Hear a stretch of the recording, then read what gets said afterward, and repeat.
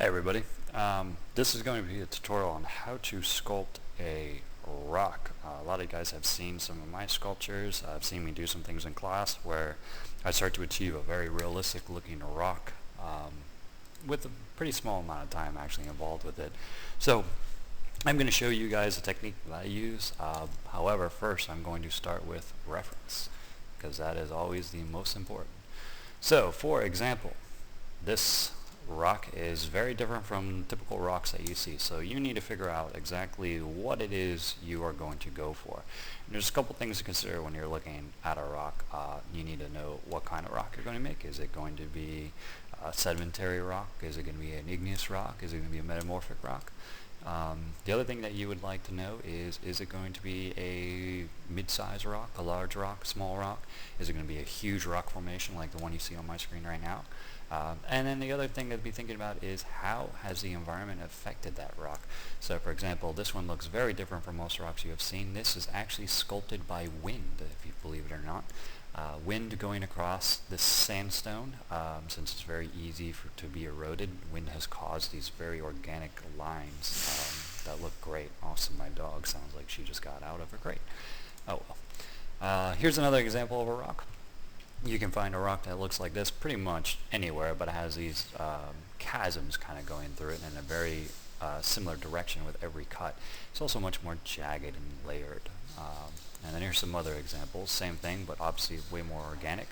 This would be caused by heavy water running over the surface, and as it's sculpted, or not sculpted, as it is carved out over time, you know, we're talking 20, 30, 40,000 years, and the water changes its direction, you will get far more curvature to it as the chasms are formed. Next, you would have something more like this. You know, this is obviously found on the beach. Well, I don't know, it depends on your screen. You may not be able to see how blown out it is back, but it's on the beach. This rock obviously is formed by water as well, but obviously lots and lots and lots of battering of water, so you have all sorts of sporadic chasms and sort of forms and jagged shapes being made. There's nothing that is crazy consistent. Well, maybe not. Maybe you could say that this motion, this diagonal motion, is more consistent than anything else. But either way, as you can see, it's very chaotic. So rocks like this have interesting shape language for you to use for things like more demonic kind of environments, very jagged and you know, something that you want to make someone feel uneasy with, something that invokes more of a powerful fear into somebody. So this shape language works really well for that. So if this is a rock that you need for an environment like that, this would be a really good choice. And then you have other rocks like this, and this is more along the lines of what I think you guys are going to be doing for your biome assignment. You're going to be doing more freestanding rocks that can be duplicated around and moved and scaled to create all sorts of formations. So something like this is probably more along the lines of what you guys will be doing. You'll probably be doing maybe one or two sculptures like these, rock formations, depending on your biome, but most of you guys will probably be doing something like this or this. This rock is a little boring, but it's interesting to see that, you know, even in nature you can get some square shapes pretty fast, so don't be scared if your rock comes out a little squared. The other thing to take note of is all the little rocks around here. There's some really cool shapes. Kind of flat, obviously, you know, another sort of sandstone kind of rock.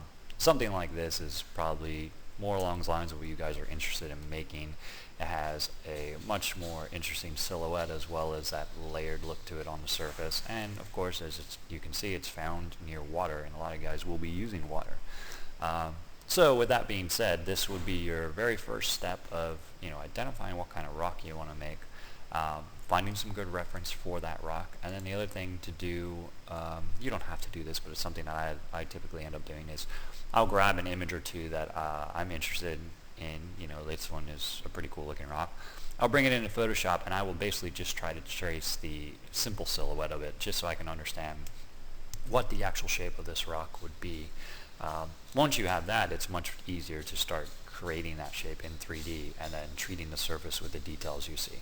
So always think about the shape, the silhouette of your rock, as well as shape language. Always achieve that first, and then move from there and go towards the details. If your silhouette isn't looking good, it's not going to look good with any details on it. So step one, find out what rock you want to make an interesting shape, and then we can move on from there. Alright, so here we are inside ZBrush.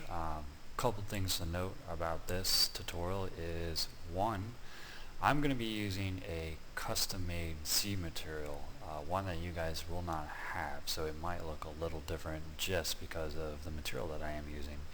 The other thing to note is that my hotkeys are set, so I'm going to be switching between brushes extremely fast.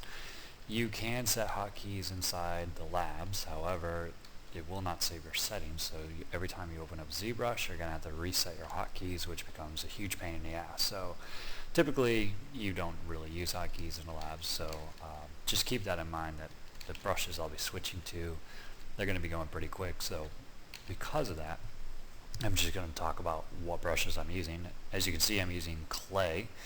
I've set a square alpha to that, and I've also adjusted my focal shift to -35 right now. I have S polish, again, square brush alpha with a focal shift of -56. Also note that I have increased my intensity to 30. By default, this brush is, I believe, 10 or 11, somewhere in there. You're going to want to increase it quite a bit. Next brush I'm going to be using is Trim Dynamic. Again, square alpha on that and a adjusted focal shift. And then finally, the other one that I'll probably be using is Move Topological. No alphas on this, nothing adjusted. It's just, you know, a typical moving geometry around brush. So these are the brushes that I will most likely be using. I might add one or two in here, but this is probably going to be the bulk of the video tutorial. So other thing to note is that I am on ZBrush version 4R4.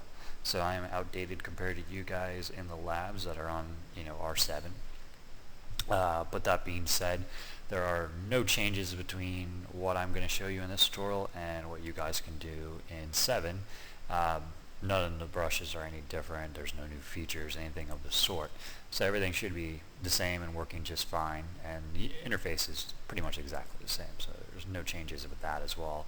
Last thing to note is that I am using a free video software called Jing. I might have mentioned this in my other video, I'm not positive, but there is a slight audio delay behind the video, so some things I might say you'll visually see just slightly before it actually happens, so or it's actually said. So just bear with it. It's almost unnoticeable, but you'll probably end up picking up on it here and there. So to get started, I have grabbed a primitive 3D cube, obviously from our tool menus. I just grabbed a cube. I have applied my material to it, of course, and I made it a polished 3D mesh, and I have subdivided it down. So you don't have to start with a cube. There's many ways to start a rock. You can start with a base mesh out of Maya or 3D Studio Max. You could start with Z-spheres. Typically I start with the cube or Z-spheres, and in this tutorial I decided to just go ahead and use a cube. So first thing I'm going to do is switch over to that Trim Dynamic brush. As you can see, I have it active, and I'm going to start sculpting away these rough edges, or not these rough edges, these boxy edges I should say. Basically the idea here is I just want to completely eliminate any signs of a box, and just start getting a more organic and natural kind of cut to it. You don't have to use the exact same brush settings I'm using, or even the same brushes for that matter. There's no right or wrong way to sculpt inside a ZBrush. Sure, some ways end up being faster than others. I wouldn't disagree with that, but I think anyone using their own technique could be as fast as anyone else using their own technique. So if these brushes are not your ideal brushes, feel free to use the brushes that you think work. These are just ones that I prefer, so these are the ones I'm going to be using. So all I'm going to be doing here is trying to eliminate the box look. Keep cutting these corners. I'll probably switch over to my clay at some points and build up some clay, cut into the surface a little bit, right? Just try to get an organic kind of rock shape, something that is definitely much further away from the box that I started with. And you know, again, just trim it down, cut away at it, and I'm going to keep on repeating this process over and over and over until I ultimately have a decent silhouette. And again, remember, look at your reference, figure out what silhouette you're kind of going for, and then once you have that reasonable silhouette, you can go ahead and start getting some detail and refining that silhouette a little bit further. But the next video will probably start with something that looks far more like a rock. I'm just going to keep on messing around with this until I get a shape. So see you guys in the next video.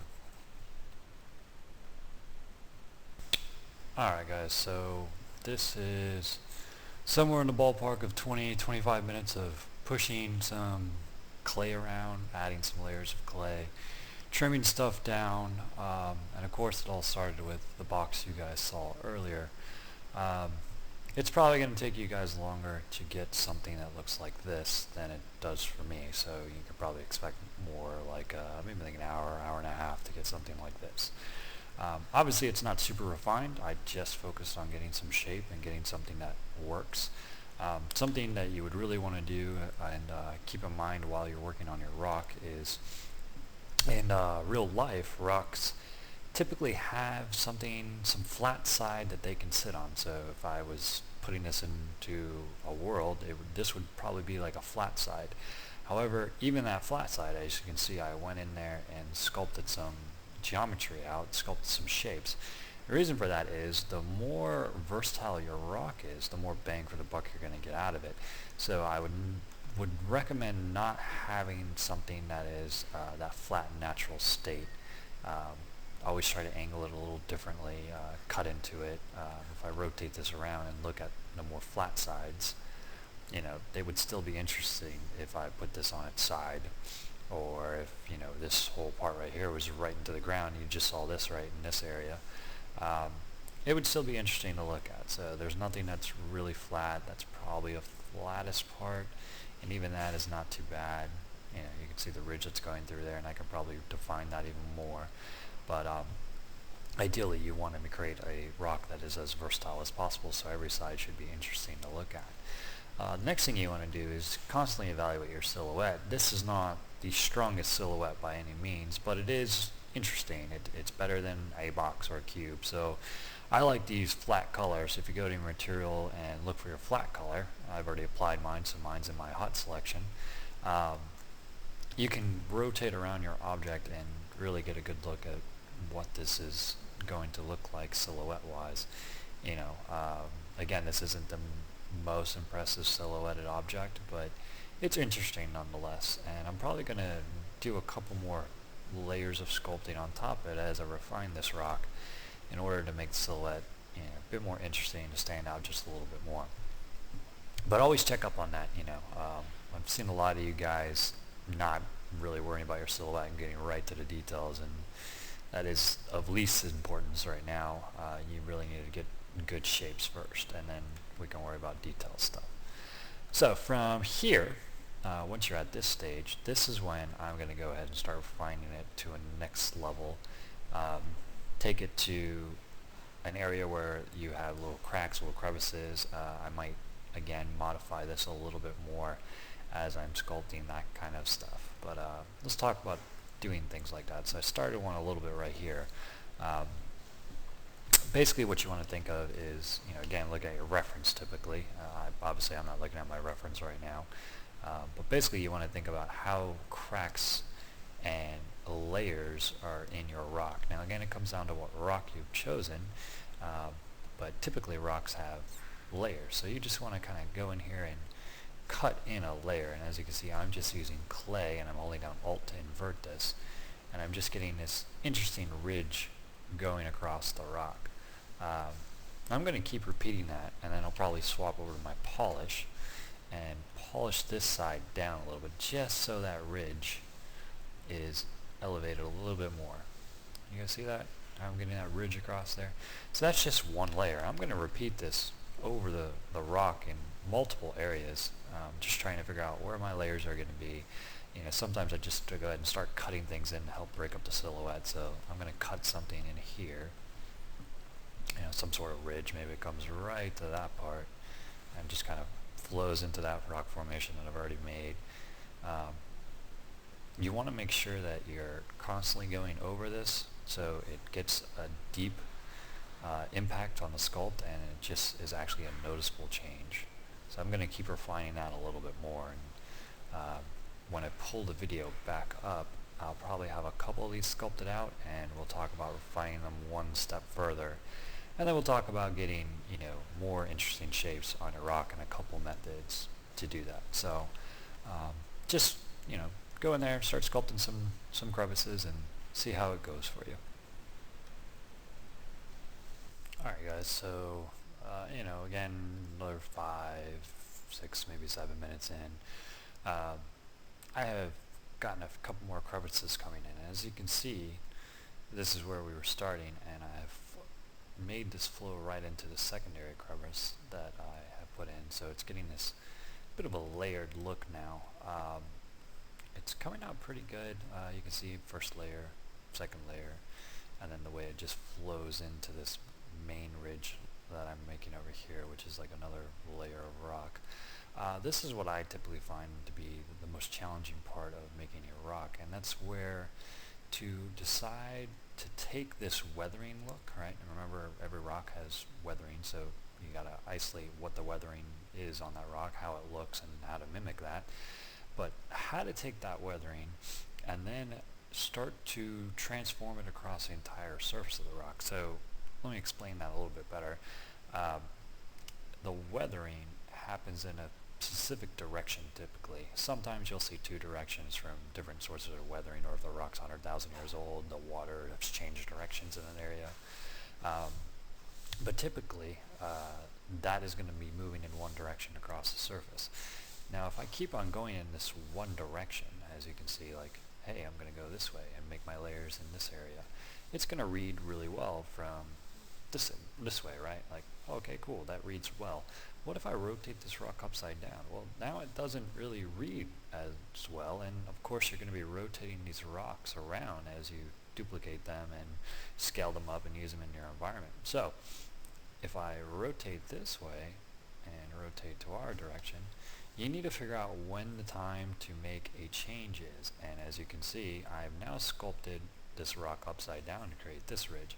You don't really notice it that much if I go back to it when we are looking at these ridges, right?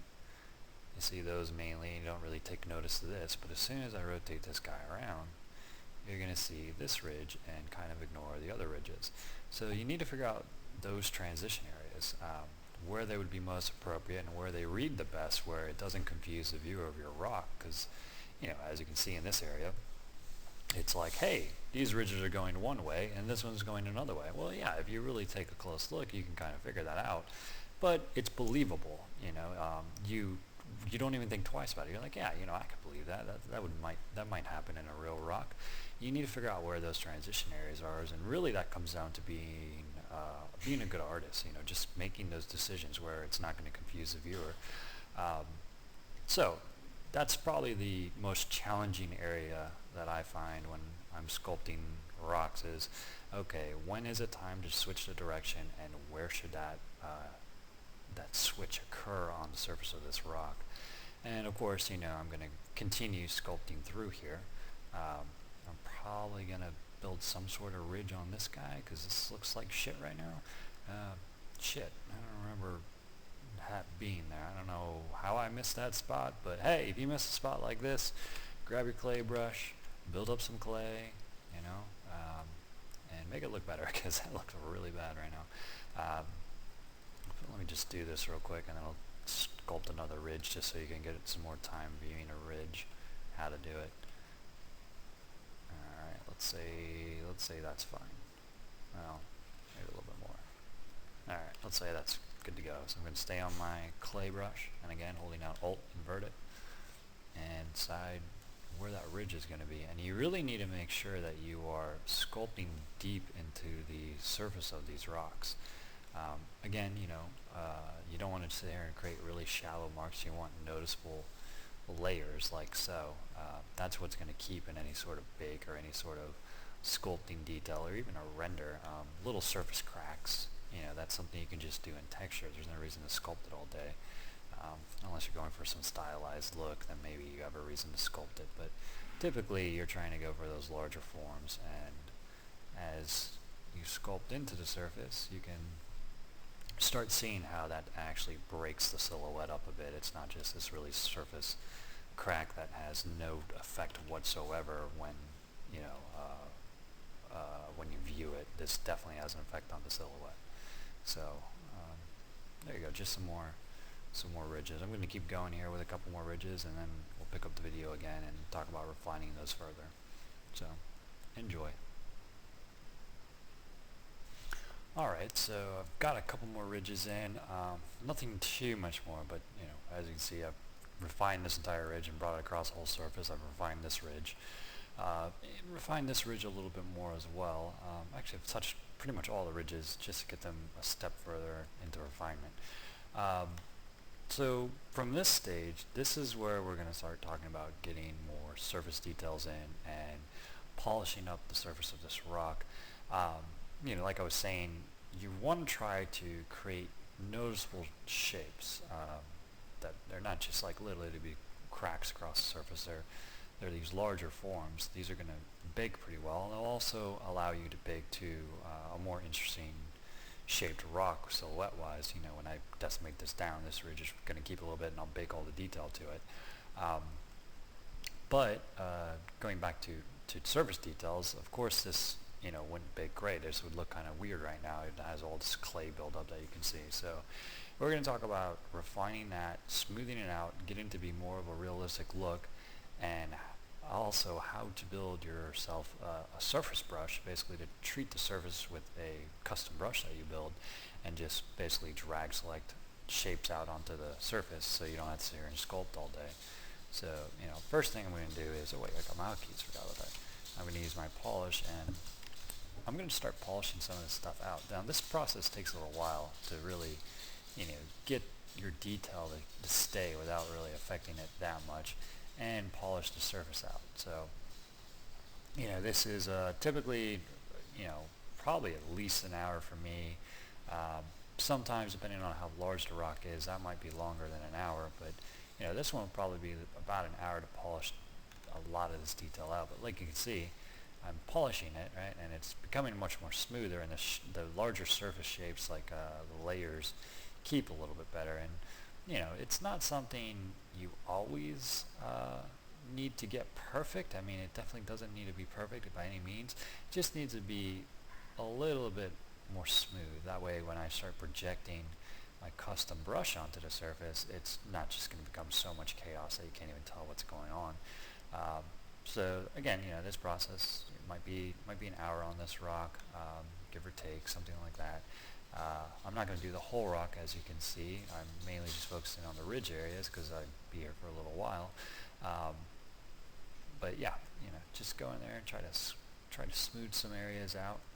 You want to try to keep the layer look. So, again, looking at reference, trying to figure out where smoother and flat areas might be, and where the more sculpted cuts would be as well. So don't try to, override anything that you've sculpted completely, but just look for the areas that, could be more flat, and you're just kind of going to polish those ones out. You can also go in with your trim adaptive brush, or trim dynamic, whichever one you're using. I'm using dynamic, and just start layering in ridges again too. Well, not ridges, but layers of rock. So it gets a pretty good cut. Another brush you guys have seen me use in other demos during class periods and whatnot would be the planar line cut brush. It's a really good tool to go ahead and start cutting things into the surface and get some really cool, unique looks. And it's just really nice because it gets a nice clean cut for you very quickly. Let's go grab that brush and just show you real quick. It's going to be found in your light box under your brushes. And as you can see, I'm on a little bit older version than you guys. Where are you? It is, I'm trying to remember what it is. I think it's planar. Did I pass it? I might have passed it. Where are you? There you are, planar. And you're going to be looking for planar line cut. Planar line flat, planar line cut. Okay, cool. So, once you have this brush, it's real simple. You click one location, hold down and drag to another one, let go, and it will slice in between both of them. So you can get some really nice ridges really fast, or not ridges, layers really fast using this brush. So if that's something that's going to help you smooth the surface out, you may want to try that. And again, I'm going to go ahead and flatten the surface out and smooth it out a little bit. So I'll do this some more, and then pick up the video once again, and we'll talk about getting a custom brush made and applying it to your surface, and just taking it to the next and final level before you decide to bake this down. Alright, so now we're going to discuss just simply getting some surface detail onto your rock sculpture. I forgot to turn on perspective real quick. Alright, there we go. So to do this, we're going to use pretty much the exact same technique you were using to get the shape of your rock. Again, I'll be using clay, S-polish, trim dynamic, my move tool, and maybe planar line cut, but probably not actually on this. It'll probably just mainly be clay, trim dynamic, and my polish. So what you're trying to basically think of or to do here is think about the little bit of surface detail that you have on the rocks from your reference. So whatever your reference is, take a look at it and start to mimic. Forgot to make it a polymesh 3D. There we go. Yay. Alright, so just think about that bit of surface detail that would be on the rock. It wouldn't be anything that's crazy deep, so you're going to kind of reverse think, do some reverse thinking compared to what you were doing with the rock, where you're trying to do heavier, more deep and defining sculpts. Here you're just trying to do more of a lighter surface treatment. Now you can definitely take it in a little bit, but you don't want it to be some crazy deep detail to avoid any sort of like cavities that would be generated inside your normal map. So think of this more of like more of just the soft surface treatments that you see, the little bit of ridges, the little bit of variations, the very thin small layers, and just try to mimic that basically.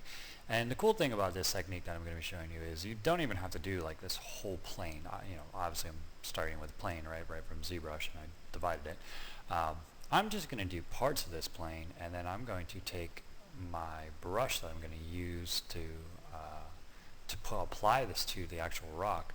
I'm just going to make a small brush section from this and then duplicate around the plane, and then make a new brush from that and then apply it to my rock. Hopefully that makes sense. I'm not sure if that will, but when you see it, it will make much more sense. So this may take a little bit of time. It might be 15-20 minutes for me, hour and a half for you guys, something like that. But basically you just need to try to get some changes in the surface based on what you would see on your reference. And in areas I'm going to build up clay. I'm going to bring clay over the more flat areas, cut into the surface, etc., etc.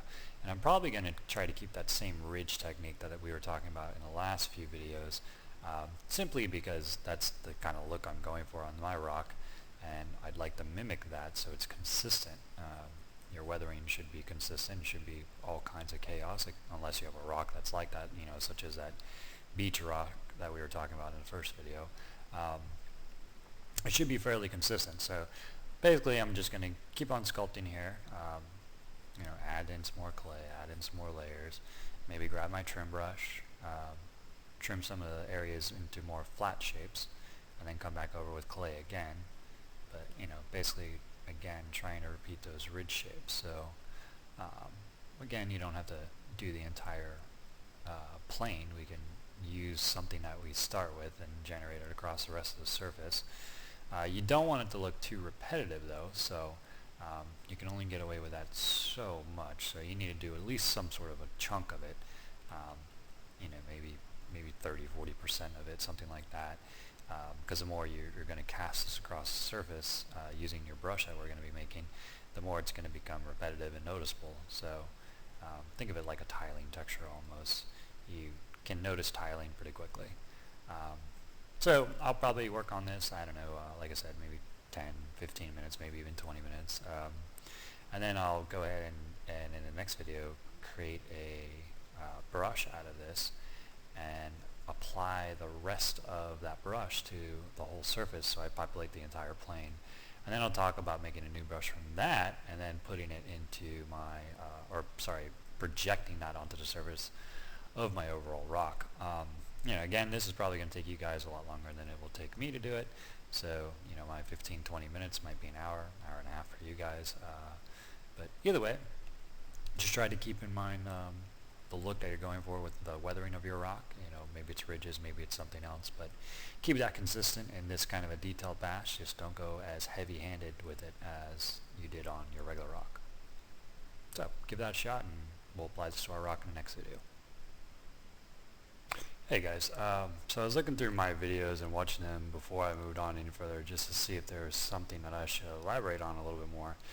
And I noticed that I wasn't really elaborating on the refinement process of like how I get from that layered clay to something more finalized. So you might be a little confused on how to do that or not really bridging things together. So I'm in my refinement stage right now of touching up all this clay that I've layered down for these ridges.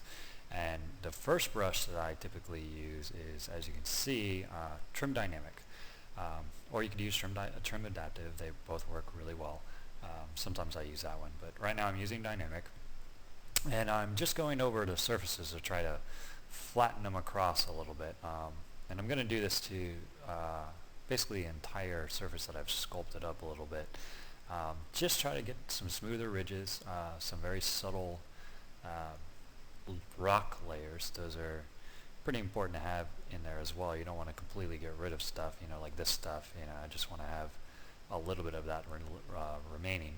So I'll probably come in here and even define some of that once I've got everything smoothed out, because sometimes you'll lose a lot of this detail after you polish and use Trim Dynamic. So sometimes you just need to go back in and pull some of that detail back out. So I'll probably end up doing that. But as you can see, first pass, I'm just going to be using this Trim Dynamic. I'll probably come back here later and just finish this up. I'll probably just refine one area really well for you guys so you can see how it is. Because if you remember, again, Jing limits me to 5 minutes of video, which makes it nice for you guys to skip through once I composite it all together. But still, it's kind of shitty when you get interrupted in the middle of something. So let's just get a little bit more trim going on. And I'll probably jump over to my polish brush. Alright, so let's talk about using polish a little bit. So again, I've got quite a bit of focal shift on mine in the negative, so it gets a square kind of pattern. I also, if you can see, the intensity is way up right now. Typically I'm in the 30-35 range. I'm at nearly 50 right now. And that's just because I've sculpted so much clay on top of each other and so many layers that I just really need to polish it quickly. I don't want to spend too much time just layering and layering and layering and polish when I can just kind of get it done in one stroke. Like, as you can see, that's pretty much what it's doing. It's cutting through quite a bit of this clay that I've stacked up. So it's pretty much the next refinement level, just getting this really subtle boxy detail and polishing these areas out so the ridges are very defined in comparison to any of the flatter areas. And then I'll probably go in there and just try to tweak some more of the surface detail with my clay and my polish. But as you can see, very quickly I'm getting a smoother overall look that reads much better just because I'm getting rid of a lot of this noise. But, again, you can still see all the divots, all the little ridges and things like that are still there that I've polished over.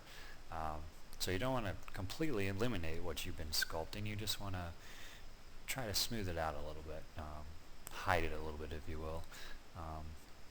And I'll just keep on repeating this strategy over and over and over again, this technique, and eventually it will all be much more refined to the point where I can come back in and do my final pass, which is trying to emphasize the things that I lost a little too much. So let's talk about doing that just briefly. So let's say I finish this whole thing out. Well, I want to bring some more surface detail back in here, so typically I'll bring my intensity down, mid-30s, something like that with clay, and I can just invert the brush with Alt and just try to get these kind of divots and stuff like that. I'll just sculpt lightly, and typically I'll have a larger brush, but I'll just do this right here, and then I'll just go back and polish that back out. And as I'm polishing that back out and trimming that again, some of this little detail will stay. I have these little divots and crannies and stuff like that on the surface that just give it a little bit more believability, a little bit more level of detail. So try this process, using your brushes, and see how it goes. And I'll start the next video with this completely done and ready to make a brush from it. And we'll talk about building a large brush out of that. Alright guys, so this is refined enough to go ahead and start building a brush from it. After I get my first pass brush done, I might do some more refinement. I'll just really have to see how it's looking, but for now I'm going to go ahead and start making a brush out of this object. So to do this, it's nothing too complicated, but you have to be on your standard brush in order to create a brush for you to use. I mean, I guess technically you don't have to be, but whatever brush you are on, each brush has its own defined presets.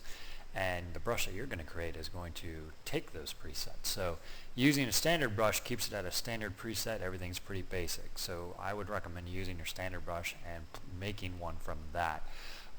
However, you don't want to save over your standard brush. If I were to make my brush right now and save it, my standard brush would go away. So what you need to do is make a copy of your standard brush. So if you come up here to brush, you're going to see the clone option, and you're going to click that. That's what you want to do. And it should make a standard 01 or standard 1 or standard 2.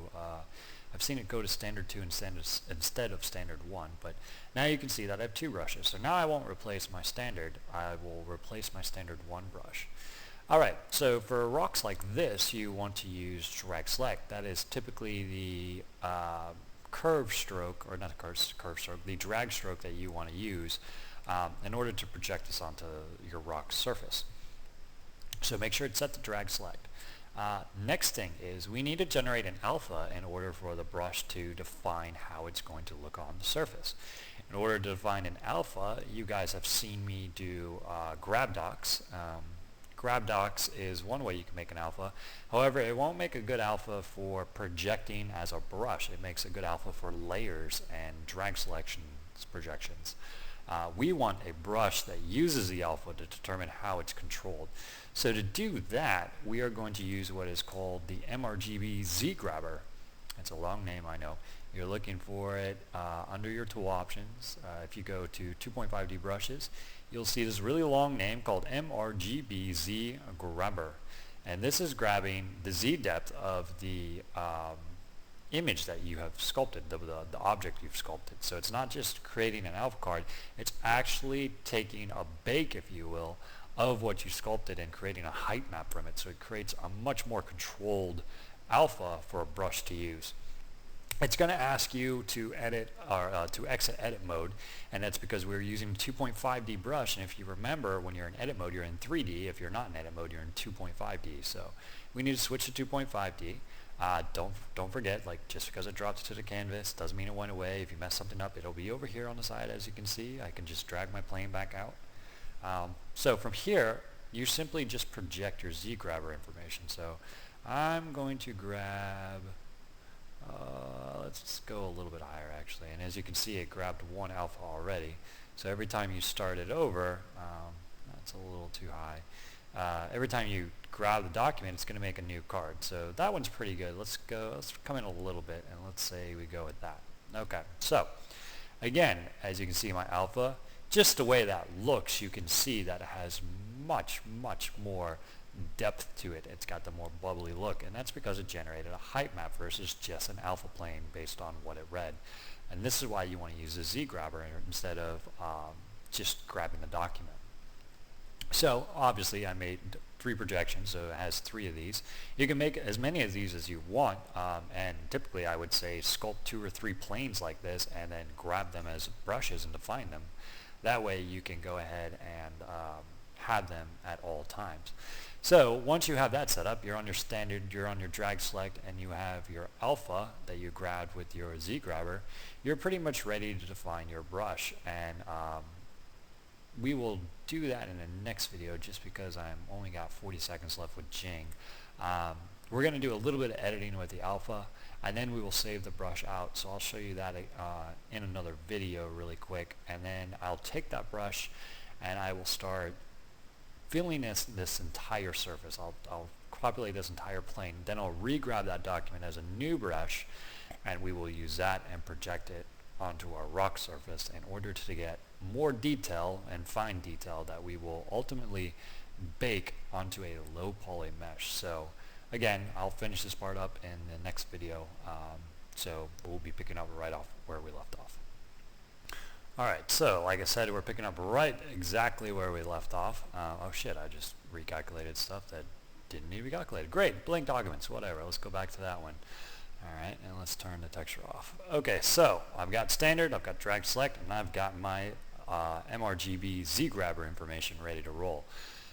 If you watch me project this right now onto the surface, oh shit, I'm still on my ZGrabber, sorry, I apologize. Let's turn that off and let's go back to a plane. Let's redraw it. Control N for a new document. Don't forget to do that. Where was it? I think it was like this, right? Yeah. Edit mode. Let's just frame that. Okay. So now I can go and grab my alpha, which is alpha 3. Ignore all the crap I just made. I need to go in there and clean that up. I can go ahead and drag this onto the surface. Now, however, as you can see, I have these really hard edges around there. So that's not any usefulness to me at all. Like, I don't want that there. It just looks like shit, and it's just going to be cleanup work.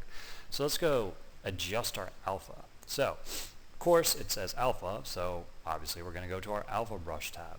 So under alpha, there's going to be a modify tab, and then you're going to have a mid value and a radial fade. These are the two important parts. Mid value is basically just going to be like, what's the mid-range depth that you're going to use? And typically this is going to be in the mid-30s. Sometimes I've been as high as 50, but 35 should be a good value. Radial fade is typically going to be 7, 8, 9, 10 in that ballpark. I'm going to set to 8. And let's see how that looks now. Okay, that's a little bit better. As you can see, I still have a little bit of a radial around there. So let's try to adjust that just a slight bit more. Let's take a radial fade up to 9. And let's bring the mid value back down. See how that is. That's a little bit better. That might actually be good. I might just go with that. Let's try one more adjustment. I'm going to bring this up. This one to 10. That's pretty freaking smooth. Alright, so we're going to go with that. Alright, so now that I have that defined, my alpha is now redefined, my stroke is ready, and I'm still on standard 1 brush. All we have to do is go to brush and hit save as. This is going to default on your computers. It won't default it here because I'm at home and I'm on an older version of ZBrush. But default, it will go to your startup brush presets, okay? And that's an important place for it to be. That's exactly where it needs to be in order for you to use it on startup. However, I think, I'm not positive on this, I believe it will clear itself every night, and if it does clear itself every night, you simply need to drop your brush back into the ZBrush startup brush presets directory. It's not too hard to find. It's pretty easy to find, actually. Name this something useful, such as, rock layers, right? Whatever you think it's going to be used as, name it that, okay? So now, as you can see, I have a brush called rock layers. Pretty awesome, right? Shit. Well, I thought my Jing closed down on me for a second, but never mind, it didn't. So I have my rock layers, right? So whenever I switch to a different brush now, I'm going through my hotkeys, I can always go back to rock layers. I could even hotkey that if I wanted to. And rock layers is going to keep these properties at all times. So here's our plane, right? We got our rock layer brush, and we're going to simply try to fill in this space a little bit better. So let's try, I don't really like that. Let's see what this looks like. Again, you can see how this could become tiled very quickly. So you don't want to get too tiled, and you also don't want to get too large. The larger you go, the worse it's going to look. And as you can see, my Z intensity is set a little too low. It's at 25. I'm going to bring it up to, like 41. Let's see if I can get something that looks better there. Yeah, so let's try to merge these two together a little bit. That looks fine. See how that just cut right into the surface? It might be a little deep. So I'm going to adjust that down to maybe 30-ish. Let's try that again. That's pretty good. That looks just about the same as that. So here I'm just going to put together, a couple alphas, or a couple projections, I should say, that just fill in the space a little bit more. Again, you don't want this to look too tiled. You just want to fill in the space a little bit. And once you have it filled in, then we can recast the image into something larger. So do that, and that's where we'll go next with this. Alright, so as you can see, I have finished creating this plane. I filled it in the best that I could without knowing how this is really going to look on my rock. That's probably the hardest part behind this is just wondering if you're making it too busy or not. This is probably going to be on the tad busy side. I mean, I could probably get it to work, but I'm probably going to end up going back and getting rid of some stuff. I might have made one or two too many lines, but you know, you really don't know until you get it on your rock. I would avoid putting stuff everywhere. You want large flat surfaces, just so your rock doesn't become too noisy, too busy, and this doesn't look like it's too tiled. From this point, you're going to just grab your MRGB Z grabber, grab your document once again, and apply that alpha to your brush that you made previously. As you can see, I don't have two rock layers brushes. I've just saved over with my new alpha on this brush, and my new alpha was 7. And I had to do a little bit of adjusting with the alpha. I'm now at 30 and 8 instead of, I believe I was at 10 and 45. But this is working pretty good. So once you grab that new alpha with your Z grabber, just load that alpha up to your old brush. If you want to, you can make a secondary brush, but you really don't need two brushes at that point. You can go back and make new compositions on your plane to create other brushes, but using that base one isn't really needed. I would recommend having 2 or 3 brushes with a full composition like this on a plane. So you might have to go and spend some time to make 3 unique looking ones or 2 unique looking ones. One is going to become way too tiled too quickly, and you'll see that in my rock once I start applying it to the rock itself. So once again, saved over my rock layers brush, so I've got it updated with the whole plane filled in. Now we're going to take this and we're going to start applying it to our rock. If we remember our rock, it looked something like this, and I need to project this in a fashion that matches what I've been sculpting. So if you guys remember, the whole point of this was having these layered ridges, right? So I've sculpted everything to have that kind of a look. So we're going to try to mimic that with this new texture, or this new alpha brush that I've created. Remember, your intensity is controlling how intense it's going to be on your surface. I'm probably going to bring it down to something like, I don't know, 32, 30, somewhere in there. All your brush options control this new brush based on this alpha, just like it would with any other brush. So you have a lot of control with it now versus just a layer. So let's try projecting something onto this rock. And again, this is going to get you, maybe 70%, 75% of the way there. It's definitely not going to just do the job for you. I don't really like that. So you're going to have to go back and do some more editing. It's not going to be, hey, I projected this on the surface. I'm done. Look at me. I'm great. It definitely doesn't work that way at all. So you're going to have to spend some time refining things. So that looks pretty good, actually. That's mimicking this whole rock surface pretty well. I'm not a huge fan of the way this one looks right here on this edge, so I will probably go back and completely remove that out of there. But as you can see, I'm getting quite a bit of this ridge coming through, and that might be a little soft, so I might have to do the intensity, or raise the intensity just a little bit higher. I'm not sure what happened here. It looks like something might have projected around the whole way, which I don't really like, so I'm going to undo that. Just be careful with projecting it across the entire surface.